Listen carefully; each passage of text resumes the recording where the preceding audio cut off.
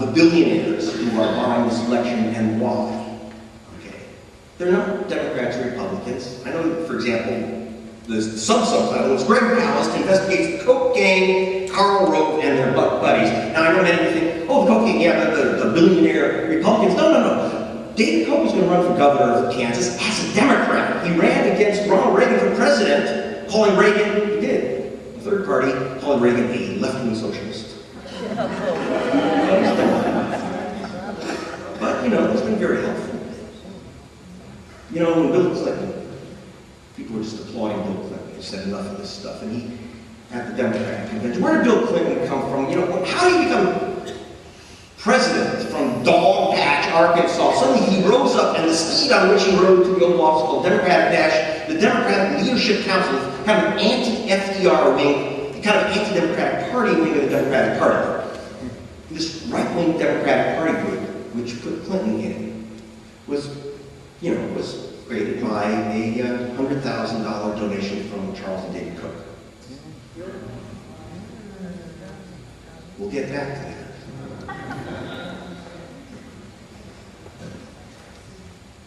By the way, last Friday, I went to Hilton for breakfast with Mitt Romney and 37, a group he had of 37 billionaires. I kid you not, I didn't have my checkbook with me. 37 billionaires in a group called Restore Our Future. For those who came to my last talk for KPFA, I had a book out called Vulture's Picnic. The Vulture. Now, who is hosting the breakfast? The Vulture, Snake Paulson, Iceman Simmons. I don't give them these names. They're happy bankers do. Okay? They get these Dick Tracy evil names to scare you. And I hope by the end of the evening you'll be really scared. Because these guys are the guys in the book. Now, what do they do? Let's go back a bit again. Back to 2000, and that story that Dennis cracked open the Berlin Wall to let me tell it in the United States. Okay. 94,000 people targeted called felons in Florida. People who can't vote, evildoers, bad people, like Willie Steen, a Gulf War veteran who takes his 5-year-old son to the polling station to show him how democracy works, and the kid got a real lesson because he said, your dad's a criminal, he can't vote. Never got a parking fine. Really. Gulf War veteran. Can vote. Afterwards, by the way, after I broke the story, out of the, by the way, in case you're wondering, out of the 94,000 people on the list, the number that were actually, that were innocent, legal voters are out of that list. Because when the Times did report the story 4 years later, they said the list was flawed. Yeah, it was flawed. Exactly 100% of the names on the list were legal voters. 100%. We went through the list with the Attorney General, who said if there's a single bad voter, he would arrest them. And he didn't arrest anyone because there was no one. But none of them voted. Willie Steen got a letter of apology from Katherine Harris, and in 2004 they stopped him from voting against Trump. Now, how? Because they use databases. It's a data mining system in which they make matches. They take big databases they look for. The felons to knock off the list. In Willie Steen's case, there was a guy named Willie Osteen, you know, with the little kind of Irish thingy on the top. Willie Osteen committed a crime in Ohio. Willie Steen, black man in Florida, lost his vote. Now, when I say black people lost their vote, I'm not guessing. In the Florida voter rolls, take a look at the sheets of the felon purges here in Florida. It says BLA next to their names. They're not guessing either. They know it's a kind of drone system. They see BLA, gone. Those were the battle days under Katherine Harris, right? By the way, the guy that came up with that list, this guy named Ken Langone, and he was having breakfast with Romney and the Vulture last Friday too. Worth several $1 billion. They don't, and Langone said, and he said this, and I do appreciate him saying this. I don't support candidates. I'm not supporting Romney. I'm making an investment. He said, I evaluate Romney like I would any other investment. What's my return? And that's what scares me. What is his return? He gave those lists to get Bush in, not because he wanted to steal an election, but because Elliott Spitzer was charging him with insider trading. It was get rid of the black folk or he goes to jail. He was buying the badge. You steal an election, you steal the cops. Okay, I'm getting serious here. There's fun in all this too. I mean, you gotta look at new lists, okay? Here's this. We've got Robert Moore committed a crime. Believe it or not, this guy named Robert Moore committed a crime. Oh, I like this one here. Page 197, Billionaires and Ballot Bandits. Thomas J. Brown committed a crime. WHI, white guy, committed a crime. That won't be reported. Thomas Brown in Florida loses his vote. BLA. That's some criminal. He not only commits the crime, but he puts on blackface when he moves to Florida. He loses his vote. Robert Moore committed a crime. A BLA, Bobby Moore, lost her vote. Which was really strange because Robert Moore committed the crime, according to the records, in 2014. Minority Report in many ways. And they're at it again, except they're better at it. Langone, the billionaire, has sold off his business for more billions. And he's not in jail either. So where are they getting this stuff? Well, remember Turd Blossom? The 37 billionaires are there for breakfast. You know, obviously the vulture, they're eating a carcass, and the question was, who was on the plate? Okay? And the answer was, you. They were creating something called data trust, a data mining system again. Now, much more sophisticated than Langone's goofy one. This is better. But that's not enough. The Koch brothers were really jealous, so they came up with something called Themis, another data mining system.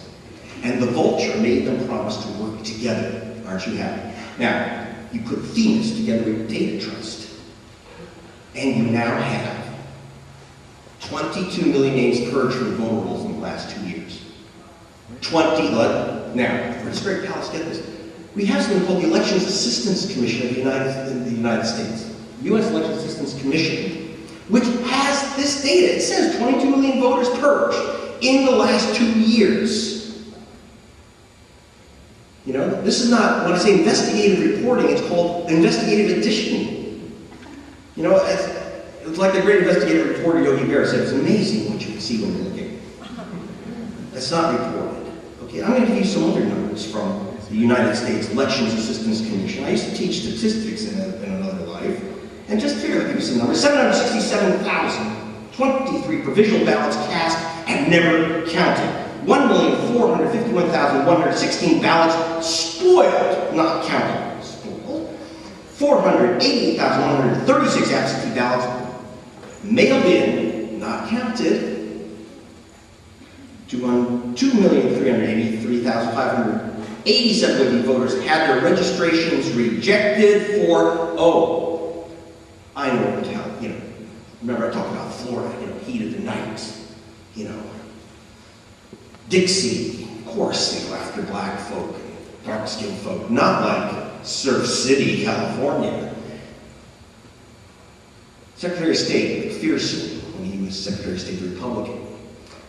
Do you know that you have fewer Latinos registered here than you did 4 years ago? Same with African Americans. What's happened? What happened? You had these voter drives. What happened to the voter drives? Didn't you go to rock the vote and sign up? Didn't you go to your church and sign up? Didn't you see all those parades? The answer, 42% of the forms sent into the state of California and the counties were never put on the voter registries. Why? 42%. I mean, Katherine Harris she's just jealous. She's Thomas Jefferson compared to what McPherson did in California. So Robert F. Kennedy Jr. wrote the introduction to Billionaires and Ballot Bandits because we started out the book as an article we wrote for Rolling Stone. And he also wrote a chapter here. And so he and I called up Deborah Bowen, who's Democratic succeeded, and said, what's this 42%? How are the voter rolls? He said, McPherson said, they have unusual names. Suspect names. So I said, what's a suspect name? She said, Mohammed. She said, hyphenated names like Garcia Marquez, you know, Hispanic names, Filipino names, Asian names, you know. None of the names he'd ever seen at the club. Nearly a million voters lost their vote. This is California. Florida, they have nothing on it. Okay? Now, that's how it's done. We haven't talked about ID yet, have we? So, facts. I just read you that 2.7 million votes in 2008 were cast and not counted. 3.2 million voters, American citizens, were either rejected from the polling stations, like ID, that's small stuff, but mostly that they were purged from the voter rolls. So, if it's random, whatever. Spoiled votes. If you're African American, the chance that your vote will be spoiled, cast and not counted, is 900% higher than if you're white. If you're Latino, 500% higher. If you're Native American, that's a really important demographic. It is, because they're concentrated in those swing states like Colorado, Nevada. Their numbers are horrific. And by the way, that's a higher Democratic voting demographic than African Americans. They know who they're taking out. Okay. So it's race. Apartheid polling is back. It's just that Jim Crow is now James Crow data analyst. Okay? This is what's happening. Themis, data trust. That's what's going on in America right now. Welcome to America. Now, there are 9 ways that they steal the elections. Okay.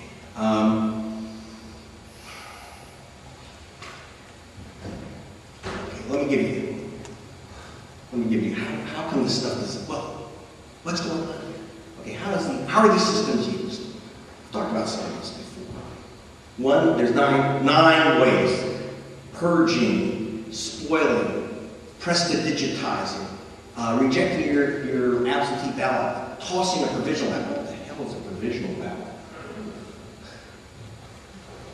Okay, if you show up, if Philistine shows up now, and they say, you're a criminal, he says, no, I'm not. They give you, say, well, then fill out this provisional ballot. See, because Karl Rove set up a system under the Help America Vote Act, you know how he likes to help you vote, under the Help America Vote Act, which says you have the right to a provisional ballot if your name has been wrongly purged. Congressional Black Caucus got that after my reports. They got the right to, so you have a right to a provisional ballot. You don't have the right to have it counted. Don't take a provisional ballot. It's a way to get you out of the polling booth, okay? So, that's one of the games, but how do they do this stuff? Okay. What do you do? What do you do? Why do they have data trust and themes? What are they going to do with it? Well, one is caging. Send a letter to you. Welcome, voter. Welcome, BLA voter. Okay? And then, but if it's sent to your registration address, it comes back undelivered because they write do not forward. It goes back and it goes into what they call a physical cage. Okay, physical cage. And then they add them all up. They took they've already done this, tens of thousands of voters. Hundreds of thousands of voters now are coming up. And they say they're fraudulent voters and they challenge their votes. Okay, well, hey, if you're not at your registration address, it all makes sense to me, right? Does it? Wait, where did they send them to?